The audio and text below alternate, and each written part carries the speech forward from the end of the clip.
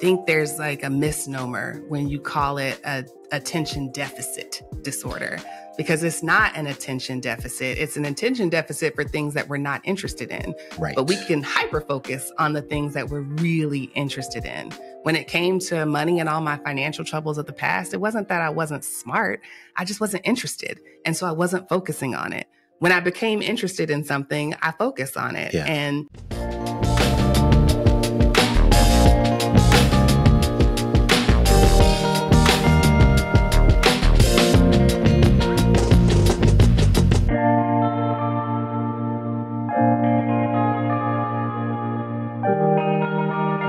welcome to the Rich and Regular podcast, where we explore life at the intersection of money. I'm Julien. And I'm Kiersten. And today we're talking about ADHD and money. Yes. This is one of those episodes that I think squarely accomplishes the mission of the podcast, right? Like when we say life at the intersection of money, sometimes we're like right dead on in the bullseye. And I think this is one of those episodes. I'm not going to waste a lot of time, but I do want to start with a couple of disclaimers. The first is I'm anticipating this episode might run a little longer. We'll see.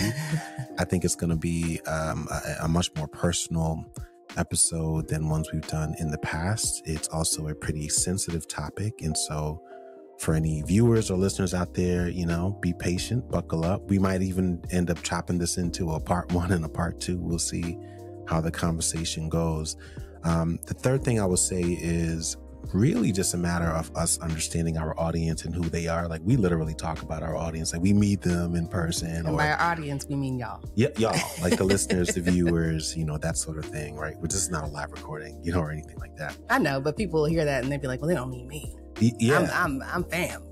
Exactly. But you are, but you're also audience. Yeah. And I think I'm trying to find a nice way to say this, but I would say this.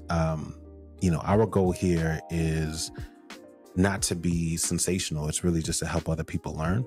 Not even like so much like about us or about our relationship or the dynamics within our household, but I want other people to learn about the topic. I think if you've been a longtime listener, you will likely be able to connect some dots. We'll probably be connecting some dots in real time. And so my ask for a lot of people is actually not to email us. And by that, I'm no. Here's why I say that. I say that because I know our audience, right? Like they are very passionate people, smart people. And we get these really long emails. And obviously, if you just have something on your heart and you want to share it, that's perfectly fine. But what I don't want to happen is for something that could be shared in a public forum, like in a comment or on a reel or on a video or something like that, to be withheld due to sensitivity or something like that, because that means that this is valuable information or an answer to a question that I think other people might have. So maybe it's like don't email us. Don't email Julien. Don't email me. Yeah, you can email Kiersten at richandregular.com. Don't email me. Put it out there because I think I just want other people to learn, and for me that would be my preference. So do with that what you will. Okay, quick backstory before we jump into it. Episode 5, I believe, of Money on the Table, season 3, which is one of my favorite episodes. Right towards the end, you shared that you have ADHD. Yeah. And it was the first time that you shared that with I would say probably anyone, like not even. I mean, my friends knew, yeah, but some it's friends the first know. time I'd said it in our content. Yeah, for sure. Yeah. So let's talk about that. How do you feel? I think since the episode aired, how do you feel about that? It's interesting because that episode is probably the one I engaged with the least personally. No, you didn't want to see it. I felt very anxious about it. That shit at the end was very genuine. As soon as I said it, because we weren't anticipating that I would say it in the conversation. No. But as soon as I said it and we just kept talking about it, Brene Brown calls it a vulnerability hangover. Like that's how I felt from the time that we filmed it to the time that it released. And I'm not even really sure why exactly. And that's somewhat of a cop-out because the reason is always fear. I was afraid of something happening. I was afraid of either being judged or someone having a a reaction that I wasn't anticipating. It wasn't like I was hiding it. It had come up with my close friends in conversation naturally, just because that's how we talk. We check in with each other on a regular basis. And so yeah, I had kept them abreast of the process, but it hadn't come up with my family, with my close family, because that's not what we talk about when we have conversations. And so I was anticipating a confrontation, but that hasn't happened yet. I mean, my brother saw it and he sent a little emotional text. it went completely over my head. I didn't know what he was talking about because he threw it in there with like a food reference. So all I saw was it was like, a twofer. yeah, man, He was talking about the lobster and he was talking about my diagnosis. That's all I got was text messages about making lobster in the microwave. Like, yo, is that real? I was like, yeah, it's real. Like, what do you think, CGI? Like, we made lobster in the microwave. It was delicious.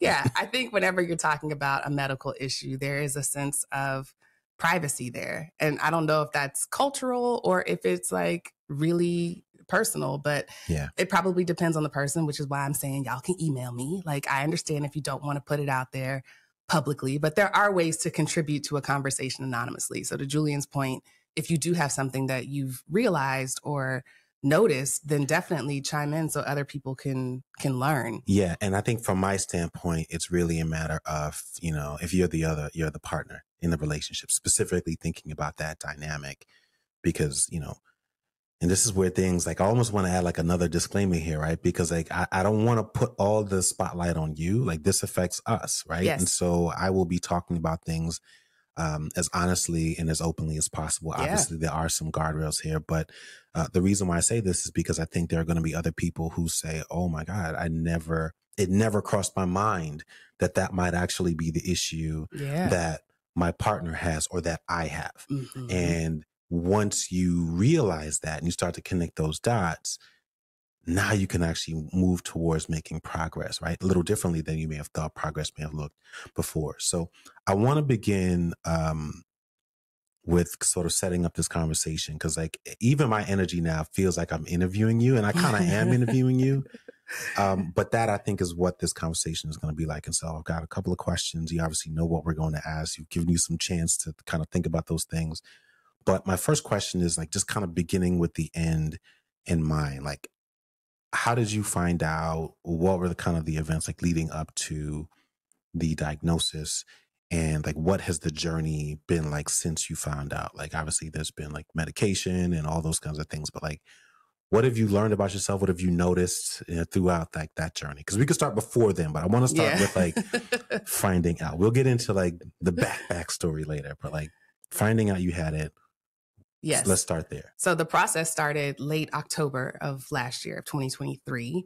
And from the decision to get diagnosed or to get tested to diagnosis and prescription in hand was about a 3-week process. And that was mostly because I was confused about where to start. I started with my primary care, which referred me to a behavioral specialist, which then I learned that our doctor had outsourced it to this outside medical company. And so got bounced around a bit for the first week and a half. But then once I got my appointment, it was as simple as talking to I don't know what type of doctor it is. I'm guessing it's like a behavioral specialist or therapist, psychiatrist. I don't know. I should know, but I don't. Anyway. It's not very helpful. There's a questionnaire that you fill out up front, and then there's a conversation. And then I did not have to I was expecting to do like a computer test and some of the other like more rigorous tests. Mine was largely like conversational. There was like a questionnaire that had some weighting and some numbers, which he used to inform the conversation. But by the end of that, he was like, yep, sounds like this is what you have. And you have a couple of options for medication. We went through those. He sent it to the pharmacy and I was able to get it within a day. Like it was seamless. It's so weird. Emotionally? Because I'm remembering that day. I remember it was the day that you had the conversation. I remember you being bounced around. I remember it was like a 15-minute conversation. No, maybe a little longer than that. Yeah. But like it was quick and I was like, oh, because I went downstairs. I was like, I want to be as far away as possible. Not to like run, but I just wanted you to feel like you were not alone, but you know, I wanted to respect your privacy in that moment, even though obviously I knew we would debrief. And then I remember you going to get the medicine and like, it was just like, I'm just sitting there looking at it like, like, so I'm supposed to take that. Like what? It was a process. Yeah. Cause I remember we had a conversation, right? About like, all right, so you're going to take it. And I was like, I don't think you're going to really notice. And I was being honest. I was like, I had an idea of what I kind of expected, but like after taking the medicine, like, how did it make you feel? Like, I noticed immediately. You noticed immediately. And I don't know if it was a placebo effect or not, but I noticed immediately. Like, I was like literally immediately? Not immediately, but like within 15 to 20 minutes. Okay. For sure. Like it just felt like my body was buzzing. Like it's because it's an amphetamine. Like it's meant to I don't want to get technical because I'm gonna get it wrong, but I felt it. I felt differently. And then the next day as I was taking it and I was, really like testing it, trying to do tasks, I was like, wow, this is great. Like, is this how you feel all the time? I remember that conversation. Yeah. And again, I think some of that was placebo because 30 days later, I was realizing like this is not some magical pill. Like you still got to do your part. But I realized how helpful it could be. I remember you were like, you're just trying to do everything. I was trying to do everything. You wanted to know what everything felt like while you were medicated. Yeah. I remember that process. Yeah. Okay. I also remember like after you were done like doing everything, like, when you were done doing literally everything. I wonder what it feels like to go shopping. I wonder what it feels like. Can I drive on the highway? What does a merge feel like? Wow. I'm merging for real. I remember you saying that you were like also like revisiting this, which is why I wanted to start with like finding out. And so now I'm like going further back in time because I think my question is around like you saying that you were revisiting your past a little bit and things were kind of starting to make sense. You were like, oh my gosh, this was ADHD related, or that's what this was. And it was almost like you were revisiting. It was like the ghost of Christmas past. Yeah. And you were revisiting, I don't think you were like, I was like young adulthood through the lens of this new diagnosis. Yeah. Is there something, is there something that stood out, or did you uncover something? I did later, but initially the thing that stopped me from even starting the process was kind of like a pre-grieving. I was really sad that this might be the case, that I might have ADHD. And I've had to do a lot of work on my internalized ableism. I'm sure we'll get to that later in the conversation, but I was sad. Like I just could not handle the fact that something might be quote unquote wrong with me. And that prevented me from even making the initial appointment for a really long time. And then as I got the diagnosis, I was surprised by how much crying I did. I was really emotional about it. I was really emotional about all the things that I had taken credit for that I now needed to attribute to like a quirky little symptom of ADHD. I thought I was an fairly organized, type A, get after it kind of person. And I am. But at the time, it felt like, well, that's not you. That's this other thing. You're the person who needs to be on medication because you can't remember that you put laundry in until 3 days later, or that you can't, somehow figure out how to cook a meal without letting something burn or forgetting to thaw something out. And so a lot of that is just, again, internalized ableism. Yeah. But I was going through this emotion of what it meant and what it meant to take medication. And I was afraid that if I started taking medication, all the parts that I liked about myself would go away. I like that I'm a little inefficient at times, or that my humor is a little off base at times. And it took talking to several friends that are either neurodiverse or have been dealing with mental health challenges for a while to tell me and reassure me that that's not what medication does. Like, it's not a lobotomy, girl. Doesn't undo. You don't get a whole new brain. Like, you still you. It's just going to help you be a better version. And so I'm so grateful that I've had the kind of friendships that were open like that, because that was the first place I went to. There were some conversations I couldn't even have with you because I didn't have the language. And they gave me the words and the reassurance to then package that up to come to you and try to explain it. Can you define neurodivergent? Yes. And I actually wrote this down so I didn't forget. But basically, neurodivergent describes a person's brain who processes or learns differently from what's considered standard. It has nothing to That's the do perfect definition. with your intelligence. Yeah. It's just the way that you get that gem, that lesson is different. It might be through sensation. It might be through movement. It might be through failure. It might be through visual. It's just different from what's standard. Yeah. Yeah. I want to talk about your friends a little bit because I know you have a really great circle of friends. And I'm not just saying that, you know, they ain't about to come get me, but because they will. You do. Certainly, you got a better core group of friends than I do. My friends ain't shit. But your girls really ride for you. I know they played a role, right? Because you know, there are times where things are tense in the house between us, and you go to your friend's house. And I'm not saying it like that, you know. There's no like drama or anything like that, but like just like anybody else, it's like, man, I need to, you know what? I need to go out. How have they helped you? I know there are some specifically that have really helped you through their own vulnerabilities.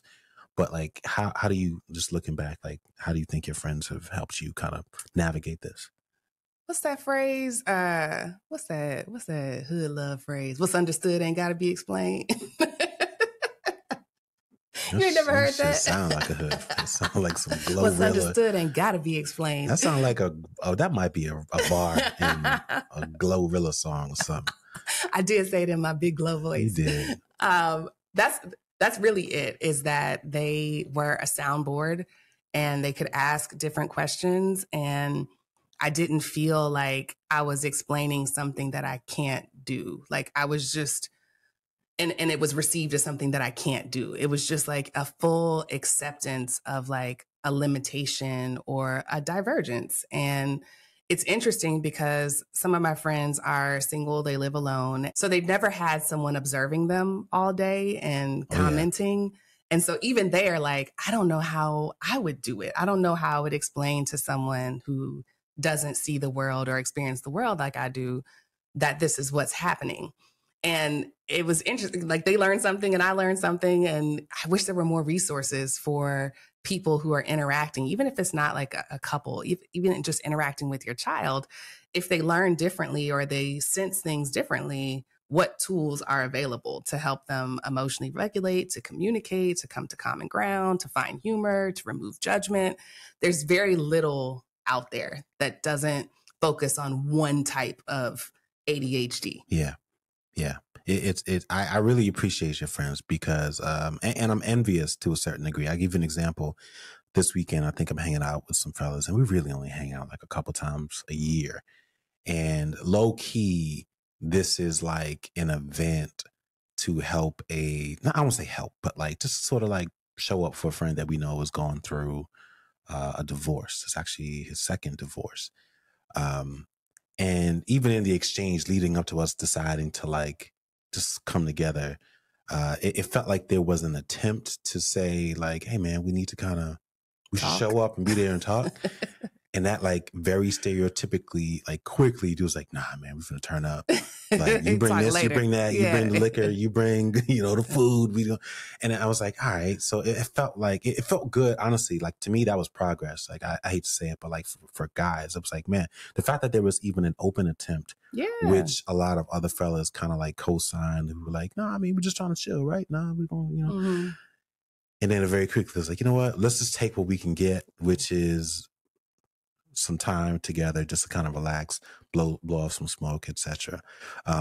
Whereas your friends are more like, let's have a girls' night, talk about it. I mean, we turn up too. I know, but like, there just seems a little bit more maturity and balance there. So I want to go back to the episode a little bit. I know you didn't see it. I saw it. I just didn't engage with it the same way. There was a moment there while you were talking about it. You first of all, you did a couple of things that I thought was interesting. One was and I'm saying interesting, like in quotes, because I was like, I kind of wish you said it a little differently. But if that's how you feel, that's how you feel. But one, you gave me a lot of credit, which I understand. but like, I feel like ultimately this is something that you It need is. to do. I may have helped to push a little bit and say, hey man, like, let's not rule it out, but, I'm kind of noticing some things. So there was that. And then you used a word that I thought was really interesting around accountability. So why did you use that word? I guess we can start with like, why did you give me so much credit? And then two, why did you use the word accountability? Like what, yeah. I give you credit because I had normalized a lot of the symptoms. So something like forgetting to eat. I had just normalized that. Like I had just been like, yeah, it happens. Like I'm a mom. I'm an entrepreneur. Like it's normal. But like forgetting to eat when you really think about it is like forgetting to breathe or forgetting to blink. Like it's a bodily function where if you are not eating, it gets considered a disorder. So it's either like here or here. It's not something that should be normalized or written off or, just kind of swept under the rug. Yeah. And you were the person who just didn't let up. Like, yo, what are you like? You need to eat something. And I would eat. It would just be late at night. Like I would forget to eat during the day. And then I would binge at like 10:30 with a big old snack after dinner, like a second dinner. And then it would create this cycle where I'd wake up and I wouldn't necessarily be hungry. Yeah.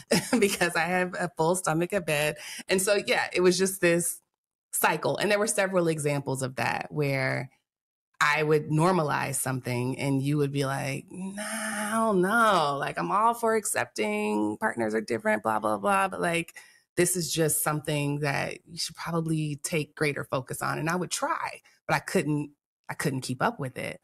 And I just had this laundry list of things that I could blame whatever the symptoms were, like whether it was brain fog or forgetfulness or like whatever it was. I had a laundry list. It was like, well, it's because I'm a mom. Well, it's because I'm an entrepreneur. Yeah. Oh, it's because I'm Black in America. It's because I'm hormonal. Whatever it was, I had this list, and I was starting to go through all of them, and I was like running out of reasons because I had started to improve on all of them. I had cut back on drinking. I had done a better job of regulating my hormones. My child was happy and healthy. There was nothing to complain about in the motherhood spectrum. Like, you were a great partner. I just run out of excuses or reasons, and your persistence led me to believe that there might be some there. Like I had run out of all of my other list. So why do you think I was so persistent?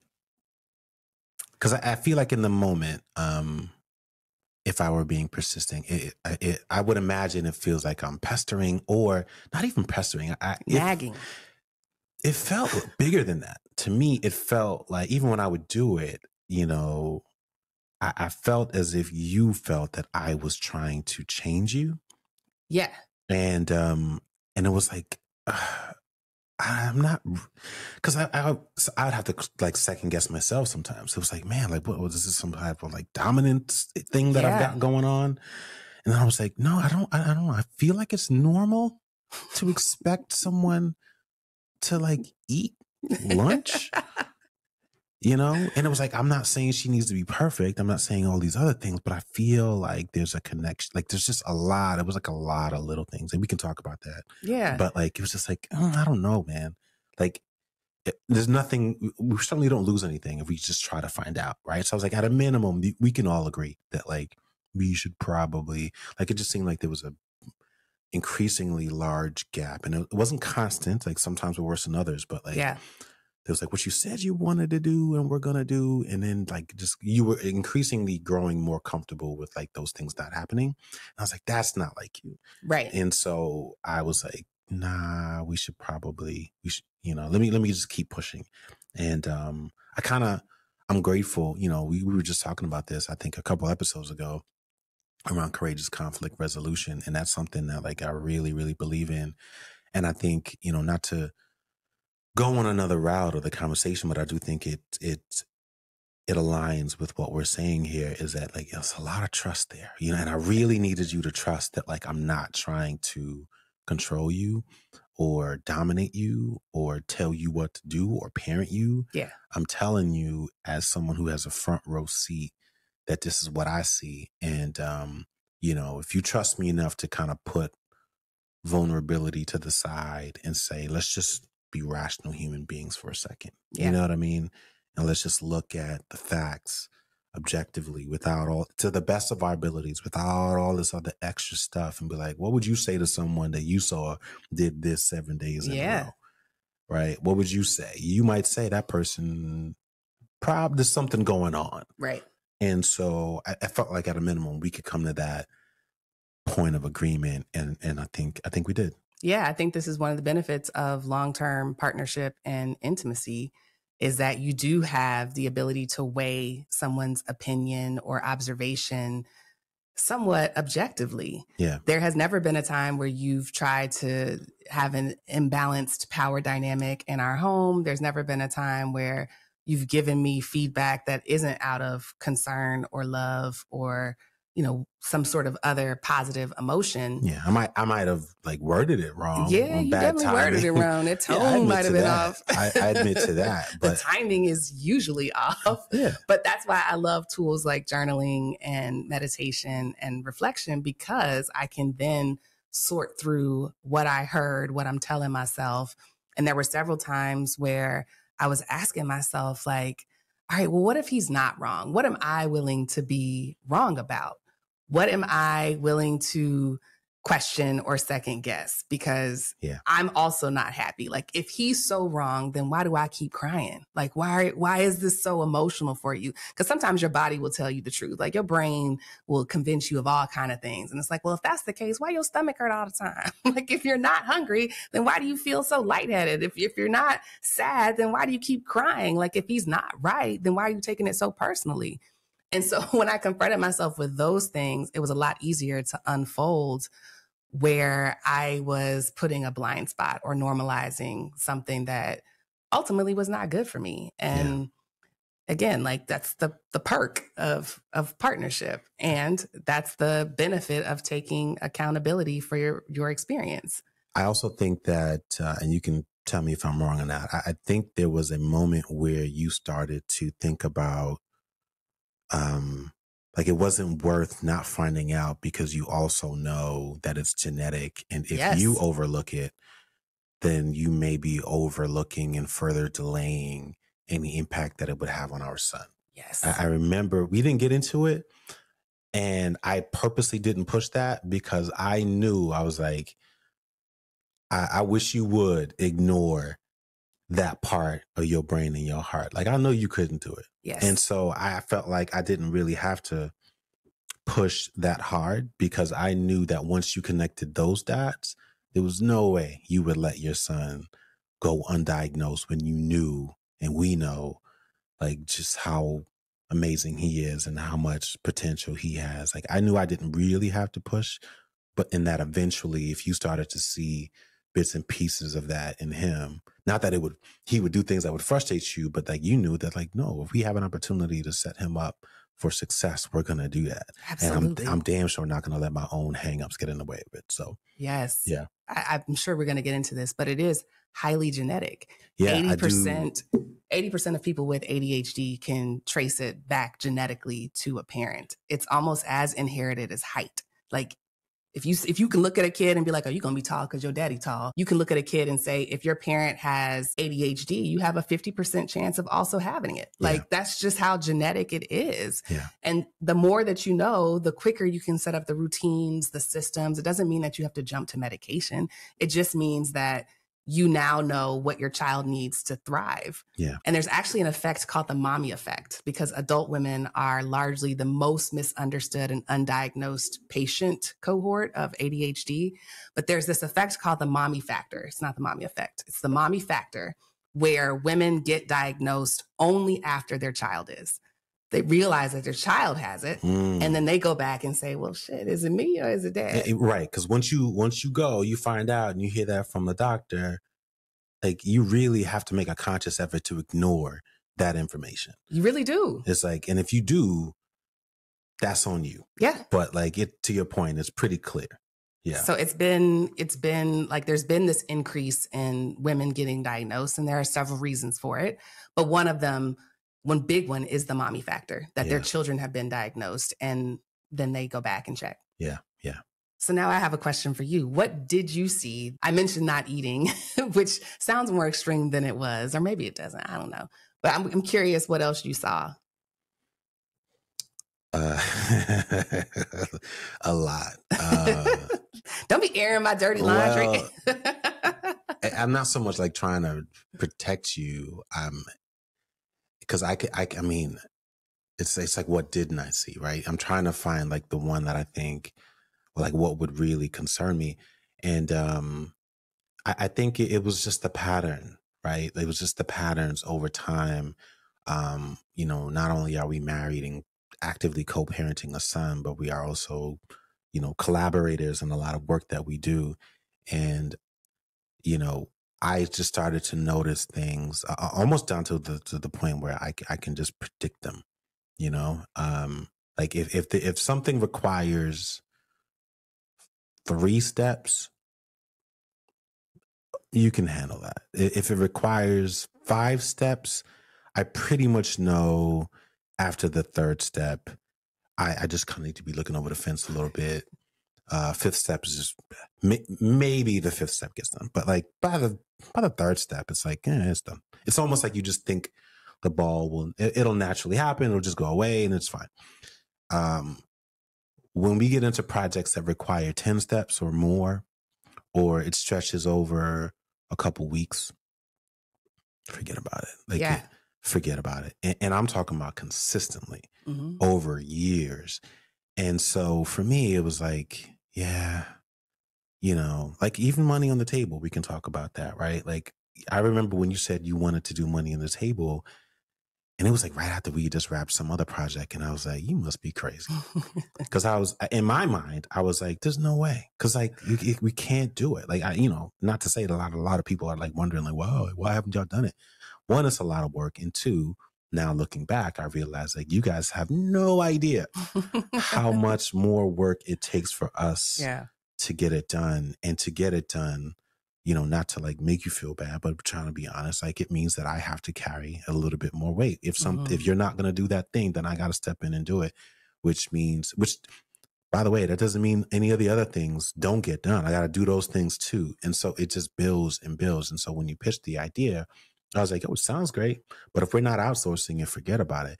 And so then that became a challenge of me saying, well, hold on. Like at the end of the day, there's a way that it can be done that makes that process easier, and still makes us all satisfied and happy with the project. But like, that's what I would see. Like, I don't know what descriptor to use to define it, but like, it's like the inability to do like things that like stretch over a long period of time consistently. I would say disorganization. And I say that knowing that I am probably like extreme levels of organization. Part of it just being my upbringing and my professional background. I like thrive in order and structure. And so I know that there's a tinge of that where like, obviously that sets the tone for a preference, which I say that to say like, I give you room, like, all right, so you don't do things like me. That's fine. But it's the way that you organize things that I think I always found really interesting. Because in my mind, it's like, it's actually not organized. I think you're just happy with the chaos you've created. And it's like, okay. It's like one of those things like, I mean, I know where it is. It was like, yeah, but like within the context of our household, that doesn't work. And, we talk about mise en place as a way of thinking, my culinary background and the way that I can look at a dish or anything really and begin with the end in mind and say, now, in order to do this, you need to do this, and this, which means we need to start on Wednesday at 12 o'clock. You struggle with that or flat out, like in some cases, just don't have your brain does not work that way. It's like, nah. So yeah. Yeah, there's a couple of reasons for that. ADHD, one of the parts of your brain, so it's a brain disorder. It's only in your brain. But one of the parts of your brain that it affects is the prefrontal cortex, which is responsible for executive function. Yeah. And executive function is all of those high-level skills that you just described. When you have ADHD, one of the traits that is affected is your working memory, which is your ability to have a short-term memory and use it.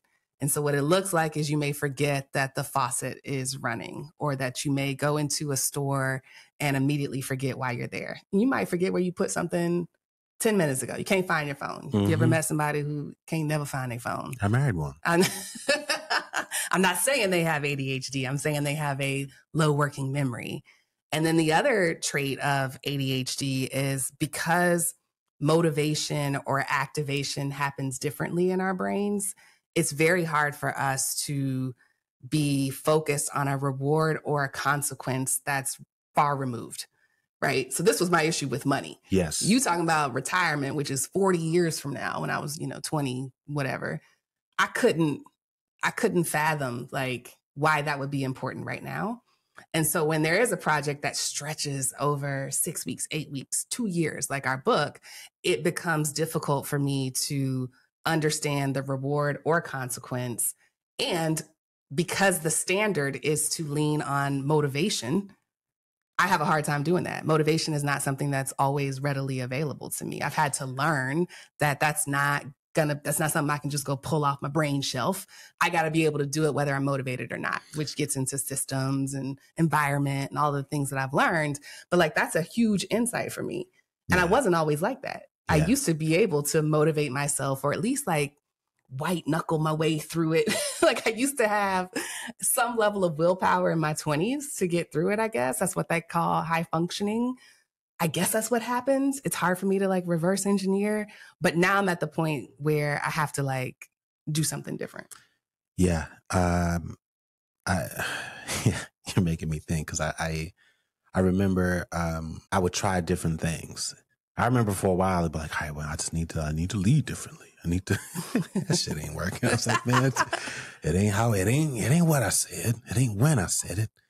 I don't really think it's even how I said it. Like, I remember reaching a point where it almost felt like the urgency. I think this is when I really knew something was going on, because listen, I've only had a conversation with one person who will remain nameless, but they were removed enough from my day-to-day life, and I respected their professional point of view to be like, what is happening? What am I, and it's not like they said, maybe you should get her to, or, they didn't say anything. They just were kind of like just there for me as a friend and as a colleague. Cause any other time I just internalized my concern, to the best of my abilities, but I'm sure I did that poorly, because, it would create tension sometimes, but things would get bad. But I remember more recently I said something to you to the effect of like, it felt like it was either oh shit or oh well. Like that's pretty much what, like when things got bad, there was only two versions of you. It was like, oh shit, I got to do this thing. I forgot. Then frantic, and then nothing else matters until you do. And by the way, like it didn't matter if it was a big thing or a little thing. Like that little thing could be finishing the Lego. Which, by the way, I know I'm bouncing around a little bit. That's when I absolutely knew. Yeah, that's when I started to give you a little more credit. That is when I absolutely knew something was going on, because we had hit a point where, it was like a streak of like broken promises and commitments. And you had no regard for the trail of destruction that you left behind. And then you bought Bo some Lego thing. I think it was the plane or something. No, it was the Lamborghini. The Lamborghini. It was a Lego Technic, which are very difficult. You, I had never seen you focus on anything as intensely. I'm talking about, we were for days, for like 2-3 days. You sat there focused as if nothing else mattered. Not food, not what Bo was thinking. Me and him could be playing catch, play a whole game of baseball in the living room, and you were standing right there. The game was on, music was playing, and it didn't matter. You were in your own world, piecing together this Lego, and he was over there giving you another piece, and then he obviously took credit for the build. He helped. You made the Lego. And I was like, when you were done, and I just let you do it. And I started to like take pictures, I started to make light of it. And then in that moment, I think that's when I absolutely knew. I was like, nah, that's not just an appreciation for Lego. there's something going on. And it made me think of our friend who has a child who is on the autism spectrum. I was like, he like that's what because Legos is not a part of my life at all. But I know enough about it because our son likes it and because you now love it and you guys do it together. That's when I knew like something was going on. But like that, like it didn't matter the urgency or the seriousness of the issue. That's when I was like, nah, that's not like her. Something's going on. This is a matter of brain function or hormonal imbalance or something is going on. And that's what made me like push a little bit more towards the end because it's the last thing I'll say. I didn't want to give you an ultimatum. Be like, yo, man, I'm gonna leave if you don't get tested. But I was like, I want you to know that, I don't like get crazy upset to the point where like, I'm gonna just stop talking to you. Yeah. I'm about to get there. Yeah. Like, it's like that right now. Yeah. Like, you know what I'm saying? Like, clearly you can agree that there's something going on. And I think that's when you like, you're right. It's been 3 days. It's been 3 days. And it was great. Yeah, you said several things that I want to try to address because the first one is around like that hyper focus. I think there's like a misnomer when you call it a attention deficit disorder because it's not an attention deficit. It's an attention deficit for things that we're not interested in. Right. But we can hyper focus on the things that we're really interested in. When it came to money and all my financial troubles of the past, it wasn't that I wasn't smart. I just wasn't interested. And so I wasn't focusing on it.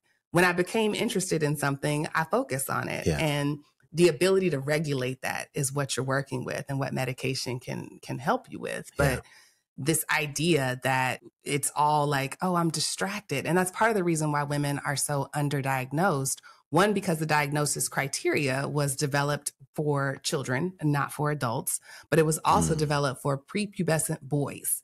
And so what it looks like in little boys is very different than what it looks like in a grown woman. So even the screening test right now might say, has a hard time playing quietly. That might be a sign. Well, if you ask a woman, does she have a hard time playing quietly or even a little girl? It's like, no, the answer is going to be no. But if you said, okay, well, do you have a hard time relaxing on vacation? Do you always feel like you need to be up and busy and moving and fidgeting and piddling? Then it's like, oh, yeah, well, that's me. And it's like, but we haven't evolved that language so that more people can see themselves in this trait. And then the other thing that you mentioned was around autism, which I've learned that there's a lot of overlap between ADHD and autism. And there's a lot of speculation or research that suggests that they're not two different disorders at all. It's just one big spectrum, that we should be thinking of autism as a synonym for neurodiversity. And then all of these different disorders fall somewhere along that spectrum.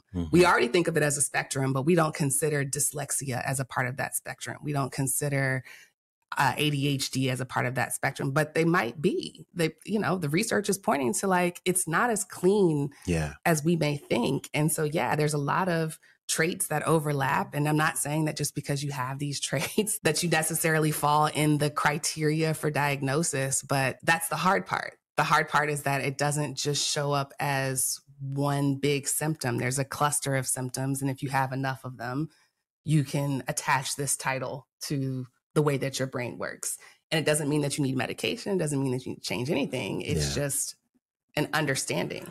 Was there a thing as you were reflecting back on, I guess, specifically your 20s, like, was there a specific financial instance or habit that kind of stuck out to you that you do think was related to ADHD? It's hard to cherry pick. I want to say all of them, which again, it's very hard to go retroactively because my life was structured so differently. But the impulsivity, for sure, I think had something to do with the way that my brain seeks a sensation. So one of the things about having ADHD is that your dopamine levels are low. And so you're always seeking a sensory boost, whether it is through shopping or through sugar or whatever your vice is, you're seeking to try to like lift that dopamine. It could be scrolling on your phone, who knows? And I've always known that. I think in our book, I wrote about spending as chasing a feeling. It's like that whenever anybody spends money, they're chasing some feeling. I had not attached that to like a dopamine disorder. And so I think that's part of it, like the impulsivity of just like looking for something to feel good about.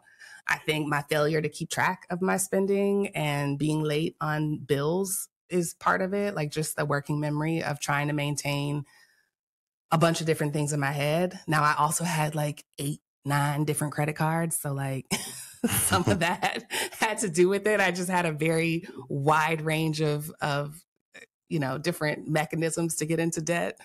And then just the hyper focus, like the good and the bad. I would hyper focus on something. If I think there was a time where I had like 5 or 6 different computers. Like you would come to my house and there would be like, I remember that. That was actually one of my very early memories of you, which is why I was like, this year, we're gonna have some fun. But I was so, I'd never seen it before. I was like, what the?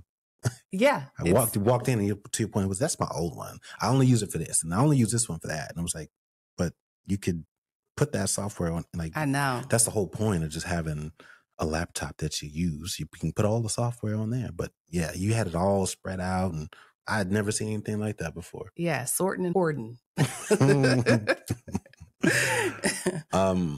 You've used the word disorder a couple of times. So I want to talk about the language a little bit, because you used the word disorder a couple of weeks ago. You also used the word disability.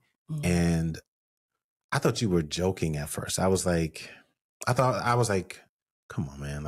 I was happy that we reached a point where we can make sort of these like inside casual jokes. But as I was preparing for this episode, I realized that it actually is considered a disability. Mm-hmm. So a couple of questions for you. One, did you know that? Or do you use the words interchangeably? Like, what have you learned? I'm assuming they mean different things or not. Like, what have you learned? Oh, I've learned a lot. I've learned that the disability rights community is working very hard to advocate for people who are different. And I really appreciate it. I beat myself up for being late. Like, I've always been aware, I've always been conscious, but for the first time, I now recognize that I'm also affected by it, as are lots of people. And so I'm very sensitive to language that pathologizes our differences. Like, I don't like that it's called an attention deficit hyperactive disorder. Like, I wish it was something cleaner or less judgy baked into the title, because it leads people to jump to conclusions about what it is and what it ain't. Yeah. And that's why I asked, because I think even for me, right? Like, I have a flawed, but like deep imprint of an impression when I think about disabilities. Yes. And so, but I guess the positive of that is that there is a seriousness and a respect for it that I have when I think about people who are disabled.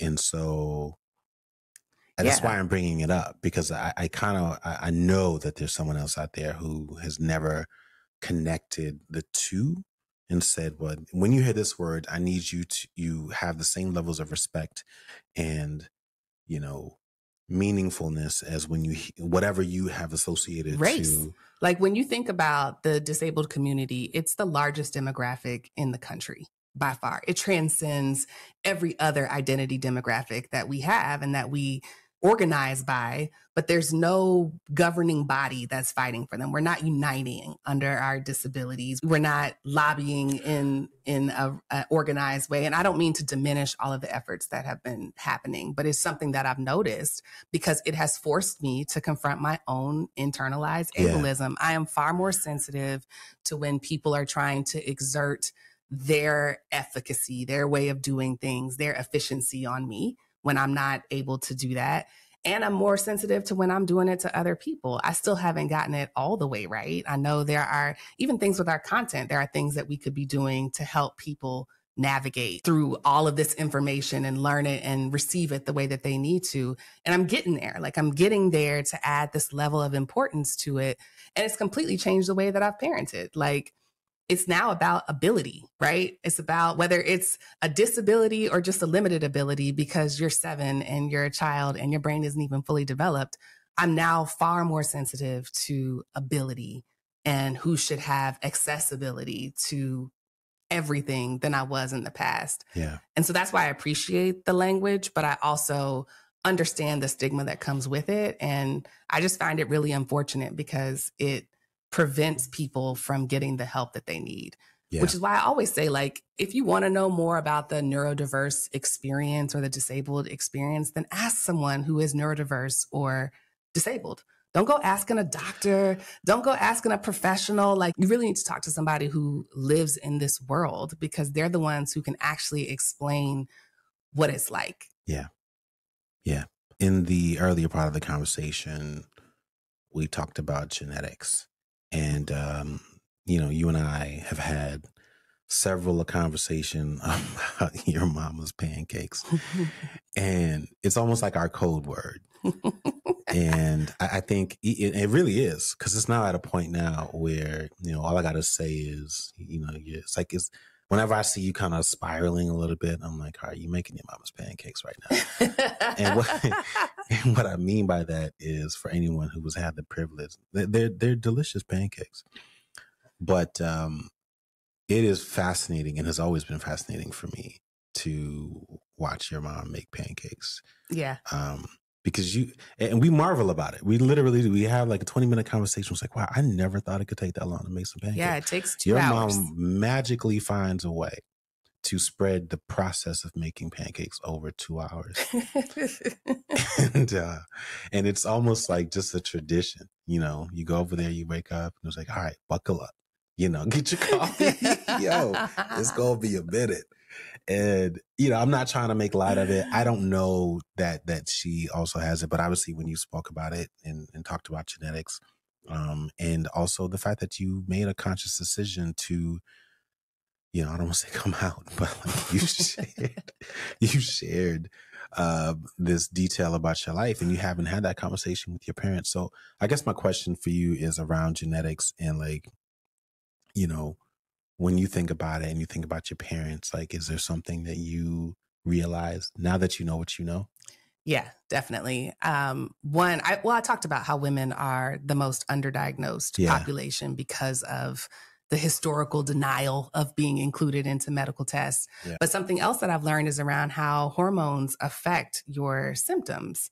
And so with adult women, when you have low estrogen, which you do during the last 2 weeks of your monthly cycle, or when you're experiencing perimenopause or menopause, it actually can create a double whammy if you have ADHD, because if you're already struggling with impaired executive function, the ability to remember things, stay on time, all the things that we talked about, and you're struggling with low dopamine levels, when you have this low estrogen on top of it, it just creates another dip.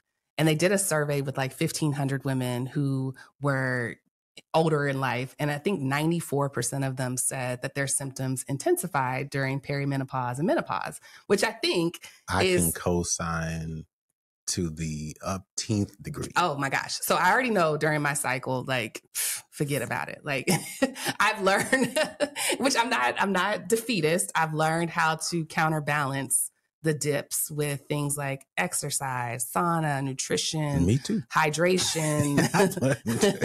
But go ahead.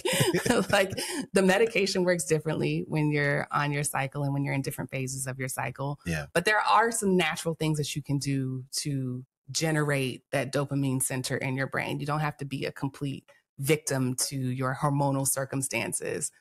But when I think about so many women who seem to, it almost feels like cognitive decline, because it's like such a steep dip in this woman who used to be vibrant and happy and on top of things, or funny, or, it feels like a difference. It's likely because of the hormones causing, if they had ADHD, causing a intensified experience of the symptoms. And I just think about how many women are out there suffering. That's exactly where my head goes. I think about women in my life. And again, I'm not trying to place this diagnosis on them, but it's hard for me not to, now that I'm a bit more clear on it, it's hard for me not to notice certain things about other women in my life, other people in general, but specifically other women, and even to also think about the dynamic of their household, because there are a lot of women or a lot of couples who don't have the kind of balance and shared support that you and I have. And I can only imagine like what that does to the overall operation of the home, what that does for a child or children who might be affected by that. Like it, to me, it's one of the reasons why I really am glad that you agreed to record this podcast episode. Cause I know by now somebody is like, yo, that's me, or that's my partner, or that's my sister or my cousin or boyfriend, whatever. But like, without question, you know, I'm sure there's someone out there who's noticing something. And it's so compounded because, again, it's not like you're not yourself. It's not like you're not smart. It's not like you can't talk about what you were supposed to do. It's not like you don't understand. Like, it truly is an emotional regulation. Like, I just can't. It's like not being able to reach something on the top shelf. Or it's like being a Mac in a Windows PC world. Like, it's just not compatible. Yeah. And for women, especially women who lead households or who have a certain level of responsibility in their businesses or in their families, it can create a sense of shame and overwhelm when you sign up for stuff that you know intellectually that you can do, but it just piles and piles, and then people are mad at you, or they're saying that it was unorganized, or your event ain't what it used to be, or you ain't what you used to be. You would be surprised the lack of compassion that women get when something is happening hormonally or emotionally, because they're not able to show up as their full and vibrant selves. Yep. It's never like, oh, maybe you should head to the doctor. I mean, sometimes it is, but I don't mean it like in a condescending way. Like, it doesn't come out in a caring way. It comes out as a like, what's wrong with you? Oh, well, check out the game then, right? You know what I mean? Get out of the way and let folks who are able get it done. It's sad because I know how big of an issue it is. You know what I'm saying? Like, now that I have diagnosed myself, I be diagnosing everybody. Like, girl, did you know you were autistic? See, that's what that is. That's why people don't want to get tested. I know. Because you just undo all the good work. Like when Amanda Seales, and this is no shade to Amanda Seales, or this is like, I'm not trying to get in that discourse, but when she said that she has autism, I was like, of course you do. Yeah. Like, yeah, of course you do. Yeah. And it was shocking how many people were like, she's saying that. And it's like, do you not see what I see? She is very clearly on a spectrum. Yeah. Like, whether she wants to call it autism, something else, like, it's ultimately up to you, which is the hard part about explaining this DSM criteria, is that like, there's not like a blood test, right? They're not going to like remove it and it's like a pregnancy test where you either are or you aren't. It is largely self-diagnosed in the sense that you are given an assessment and you're responding as honestly as you can, right? Like, it's hard to, I think there's not one experience of it, but when you understand the symptoms, when you understand how it shows up, you can start to see it in other people. And you're like, oh no, they're not a narcissist. They're just autistic. Right. Actually, both of y'all are. I read some research that said autistic couples experience the highest levels of divorce as a cohort. And it's because they're some of the most emotionally vulnerable populations. As they're dating, they weed out neurotypical people and they end up in relationships with each other, right? Like, it's a small dating pool, but neither of them may know it, or neither of them may consider what they think is normal to be normal. Yeah. And so they end up at each other's throats. They don't have the coping mechanisms or the training or the systems to actually like understand how that world works. And then they label each other as narcissists because the traits look the same. Oh my gosh. You know what I'm saying? Like, you're making me think of like a couple of people right now. Yeah, I don't want to go down that path of pointing like, oh, that makes sense. I'm not saying narcissism doesn't exist. But no, that makes sense. But scientifically, it's only supposed to exist in like 1% of the population. And now you look on Instagram, everybody's a narcissist. He's a narcissist. And it's like, girl, he's just autistic. He doesn't understand social signals. You trying to be coy and cute. And he needs you to be like direct, or she needs you to understand, like, this is how it feels. This is how it feels to her when you do that thing. Like, it feels like an ick, so don't do it. Like, and it's a matter of communicating and being open with each other. But until we get past the point that there is a standard, there is divergence from the standard, and it's a lot more of us than we're giving credit for, then we won't get anywhere. We're just going to keep trying to get to an impossible standard. Yeah. So I guess my question for you, given the dating pool, I'm not suggesting that you're autistic, but you might be. How have you been coping with all of this?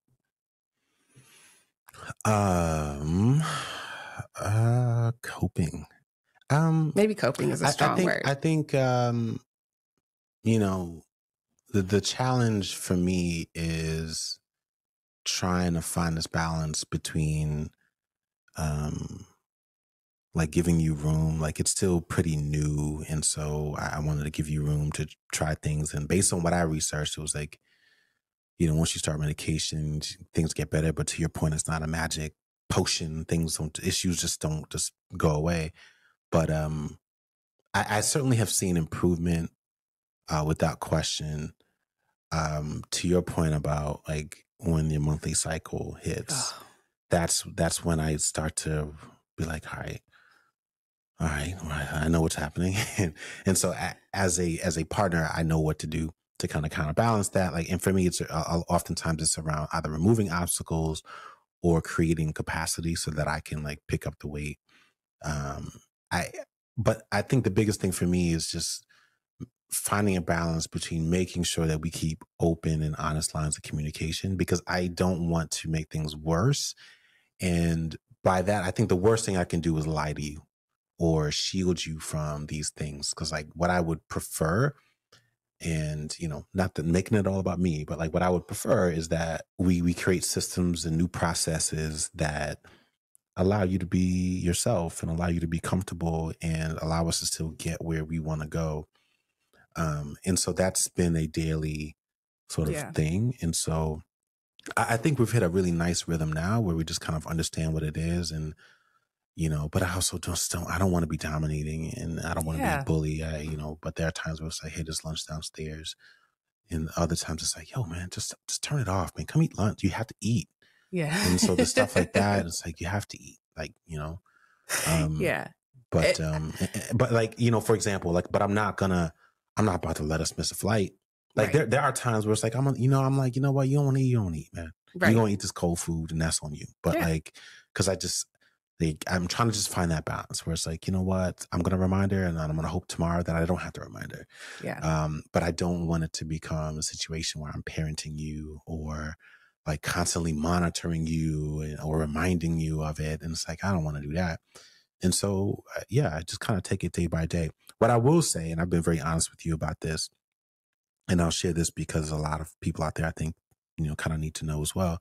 Based on my experience, I've been shocked at how little support there is out there for the partner. Because I remember you were like, well, you need to do your work. And I remember being like, you're right. Like, if we're in this together, you know, you've done your part. You have done the research and you have sought help and medication and resource groups and all that stuff. And I was like, you know what? I'm going to do my part to do the same thing. And when I tell you there was like nothing out there. Yeah, it's like, minimal. Like I was like, how, like my partner has ADHD, you know, and I'm not like saying like what to do or how to be in a relationship. Like, you know, maybe that is a book. I don't know. But like, I was shocked by the number or how little how few resources there are out there for the partner. What I see is like just a bunch of like definition and this is what this is. I'm like, great. I don't need another explanation on what it is. Right. I know what it is already. But like all the support is going towards the person and the people who are experiencing it themselves. The only things I've seen for the partner has been like therapist, a family, relationship therapist. And, you know, you just need to learn how to communicate and find and organize differently to help them. And I'm like, oh, okay. You know, and you know, the other thing I found, last thing I'll say is, which depending on the day, I feel different ways about it. It's just a lot of comedy about it. Like a lot of like, there's a whole world of like, my ADHD makes me do this. And then it's like some reel about somebody doing something that's maybe it's funny, maybe it's not. Yeah, like there's a lot of that that's a little belittling. It is. And it's like, it's also making light of it. And then in some ways, like, I don't know, like I think making it worse for people who are just truly just trying to seek understanding and make progress and push for like this disability being taken with a level of seriousness. I've seen a lot of bit of that, which I think for some folks is a coping mechanism. Yeah, But humor has always been a cope. But it also just feels like a cheap shot. Like why are we doing this? This is like I feel like this isn't going to age well. You know what I mean? So that's what I've seen. Yeah, I've seen a lot more of the I don't know, I call it distasteful humor, cringy humor with men who have ADHD. It's like their wives make it a big joke that they're incompetent or can't do something, or you know, it just becomes about men in general, when it's very clear that if this is real, then that man has a like he has like he might have ADHD or he might be autistic, because that is so extreme. And then I've also seen like the quirky, like, oh, I'm always 3 hours late and my friends just like, it does feel like it's selfish a bit. Yeah. The way that it's positioned online. But I do really think that it is the responsibility of the neurodivergent person to understand their situation, accept it, one, not fight against it, and educate the people around them on how they can be helpful. It's not on you to completely adjust your life to account for me, and it's not on me to completely adjust my life to account for you. It goes back to those courageous conversations and the room to share what you've learned about yourself, which then begs the question, is ADHD an excuse? Because that can come up a lot too, when I'm saying like, I literally cannot do this. It's like, it sounds like an excuse. It's important to ask that question, one, because sometimes people can do that, but you really have to work through the fact that it's an explanation. Yeah. It's not the end of the sentence. It's just, here's what's happening right now. I want to talk a little bit about this New York Times article. There was an article that came out in September 2023, and I remember when it came out. Did I share it with you? Yes. Paulette wrote it, right? Yeah, because I think this is also something that led up to you getting tested. It was September. It was September, and you started the process in October. And it's a great article. We will link to it in the YouTube description, and we'll link to it in the podcast description. I'm going to read a couple of things from the article because there were so many takeaways for me. But first, it was entitled, "For Women with Money Issues and ADHD Diagnosis Can Be Revelatory." Yep. Then the subtitle was, "A Diagnosis of Attention Deficit Hyperactivity Disorder in Adulthood Has Solved a Mystery for Some Women, Helping Them Get Control over their finances." I'm going to read a couple of things that really stood out to me. The first one was actually a TikTok. I guess it was, to your point about like people making light of ADHD, but they called out the fact that there was a TikTok trend or video, I think, that had went viral where someone on TikTok, there was a 12-year-old who basically said, and they had this theory that people who sneeze multiple times in a row are more likely to have ADHD. And I was like, ding, ding, ding. Like, I hear you. That's a theory, but like, my wife does that. Like, I was like, yo. My nightly sneezes have been with like, me. That's how I know she's awake. Just so people know. Like, if I'm downstairs, I know she's up because it's like a rooster inside of her. Just starts going off. And I was like, yes, right. I have nightly sneezes and morning sneezes. Yeah. And it's 3. It's always 3. Well, it's 5 at night. It's 5 at night. All and then 3 in the morning, at least. So listen, it was mentioned in the article as a wacky theory. And I was like, I don't know how wacky that is. I always thought it meant one of the ancestors was visiting me, or like an angel was coming to see me through my nostrils. Okay, there was another article, and another quote, and it says, "I have found such a clear correlation with my impulsivity and my cycles." This is a reference to what you were saying around low dopamine and low estrogen and how that kind of makes things a little bit more challenging. There was a reference to... Well, hold on. She said she cross-correlated it with her credit card statements. And yes. So she went back, did the math to see like whether or not she overspent during those periods. And she said there was a $600 bump in those days. This is someone that was interviewed in the article. And so if you want to do another little test for anyone that's out there that's listening, who might not believe that that's true, or who might be curious to see to what extent there might be a financial impact during those times of the month, then that's certainly, I think, a good reason for you to do it.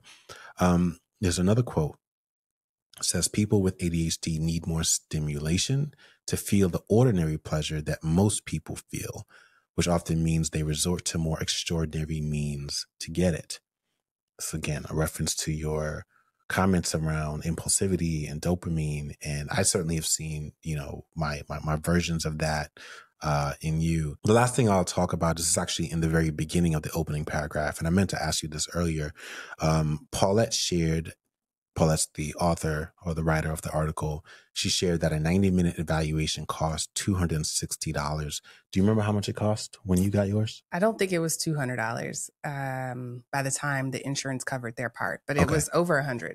Okay. So insurance covers some of it and it was still okay. Mm-hmm. So again, I guess as an incentive for anyone else that's out there who might, have insurance and be wondering whether or not it's covered, the evaluation may be covered. Yeah. It depends on your plan. But on top of that, I have to have a quarterly appointment with the doctor who prescribed it. So that's another $120 a whop-ish each time.